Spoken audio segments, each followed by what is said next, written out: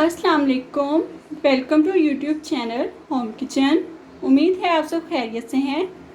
आज मैं आपके लिए क्रीमी फ्रूट चाट की रेसिपी लेकर आई हूँ। ये बहुत ही मज़ेदार और झटपट से बनने वाली फ्रूट चाट है। रेसिपी को शुरू करने से पहले आपसे गुजारिश है कि हमारे चैनल को सब्सक्राइब कर दें और साथ में मौजूद बेल आइकन को दबा दें ताकि हर न्यू आने वाली रेसिपी का नोटिफिकेशन आपको मिलता रहे।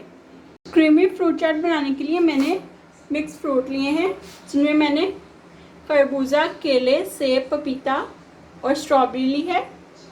आप चेरी, चीकू और कीवी भी ले सकते हैं। पाउडर शुगर मैंने हाफ कप ली है। 2 पैक फ्रेश क्रीम ली है। 2 दर्ज अखरोट लेकर मैंने इनको बारीक क्रश कर लिया है। बादाम 12 दर्ज लेकर मैंने इन्हें भी क्रश कर लिया है। किशमिश मैंने 2 टेबलस्पून ली है और इन्हें अच्छे से धो लिया था। अब हम क्रीमी फ्रूट चाट बनाना शुरू करते हैं। सबसे पहले हम फ्रूट्स को कट कर लेंगे। सबसे पहले हम सेब को काट लेंगे और सेब को हम क्यूब्स में काटेंगे। सेब का हम छिलका नहीं उतारेंगे। इस तरह से हम बड़े बड़े पीसेस में सेब को काट लेंगे। अगर आप बर्फ मिले पानी में थोड़ा सा नमक डालकर उसमें सेब डाल दें तो आपके सेब कभी काले नहीं होंगे। अब हम बाकी के तमाम सेबों को भी इसी तरह से काट लेते हैं। सेब मैंने काट ली हैं। अब हम बाकी फ्रूट्स की भी एक लैदा बर्तन में कटिंग कर लेते हैं। बाकी के तमाम फ्रूट्स को भी मैंने काट लिया है। अब मैं सेब में से पानी को स्ट्रेन कर लूँगी। सेब में से मैंने पानी को निकाल लिया है। अब इन तमाम फ्रूट्स को हम किसी बड़े बर्तन में ट्रांसफ़र कर देंगे।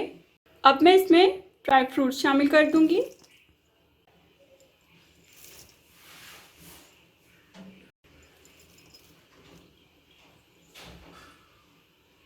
और इन तमाम फ्रूट्स को हम अच्छे से मिक्स कर लेंगे। तमाम फ्रूट्स अच्छे से मिक्स हो गए हैं।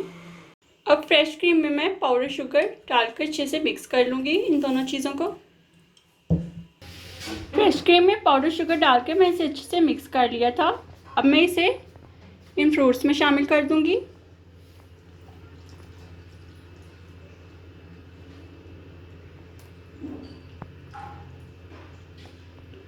क्रीम और फ्रूट्स को हम अच्छे से मिक्स कर लेंगे।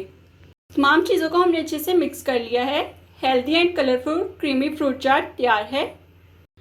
अगर आप इस क्रीमी फ्रूट चाट को फ्रीज़र में रखकर ठंडा करके खाएंगे तो इसका मज़ा और भी ज़्यादा दुबाला हो जाएगा। तो आज की हमारी झटपट से बनने वाली इस फ्रूट चाट की रेसिपी आपको कैसी लगी हमें कमेंट में बताइएगा। अगर रेसिपी अच्छी लगी हो तो लाइक कर दीजिएगा और इस रेसिपी को फ्रेंड्स एंड फैमिली में ज़्यादा से ज़्यादा शेयर कीजिएगा। आज की रेसिपी देखने का शुक्रिया। दुआओं में याद रखिएगा।